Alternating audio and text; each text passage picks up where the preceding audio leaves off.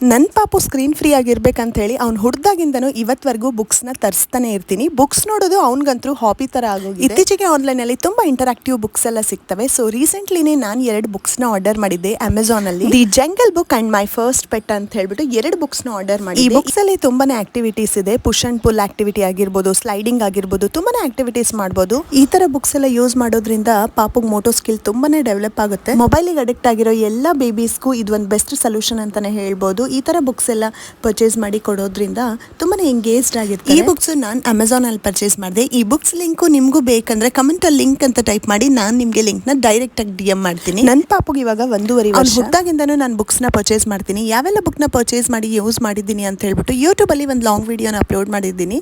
ಖಂಡಿತ ಚೆಕ್ಔಟ್ ಮಾಡಿ, ನಿಮ್ಗೆಲ್ಲ ತುಂಬಾ ಯೂಸ್ಫುಲ್ ಆಗುತ್ತೆ. ಯಾರೆಲ್ಲ ಕನ್ಸೀವ್ ಇದ್ದೀರಾ ಮತ್ತು ನೀವು ಮಾಮ್ಸ್ ಈ ವಿಡಿಯೋನ ನೋಡ್ತಾ ಇದ್ದೀರಾ, ಖಂಡಿತ ಯೂಟ್ಯೂಬ್ ಅಲ್ಲಿ ಹೋಗಿ ವಿಡಿಯೋನ ಚೆಕ್ಔಟ್ ಮಾಡಿ. ಬಯೋಲಿ ಲಿಂಕ್ ನ ಕೊಟ್ಟಿರ್ತೀನಿ, ಸ್ಟೋರಿ ಹೈಲೈಟ್ಸ್ ಅಲ್ಲಿ ಬುಕ್ಸ್ ಲಿಂಕ್ ನ ಕೊಟ್ಟಿರ್ತೀನಿ. ಖಂಡಿತ ಚೆಕ್ಔಟ್ ಮಾಡಿ. ಸಿಗದೆ ಹೋದ್ರೆ ಕಮೆಂಟ್ ಅಲ್ಲಿ ಲಿಂಕ್ ಅಂತ ಟೈಪ್ ಮಾಡಿ, ನಾನು ನಿಮ್ಗೆ ಲಿಂಕ್ ನ ಶೇರ್ ಮಾಡ್ತೀನಿ. ಮತ್ತಷ್ಟು ಅಪ್ಡೇಟ್ಸ್ಗಾಗಿ ನನ್ನ ಪೇಜ್ ನ ಫಾಲೋ ಮಾಡಿ. ಮತ್ತೆ ಸಿಗ್ತೀನಿ ನೆಕ್ಸ್ಟ್ ವ್ಲಾಗ್ ಅಲ್ಲಿ. ಟೇಕ್ ಕೇರ್, ಬೈ ಬಾಯ್.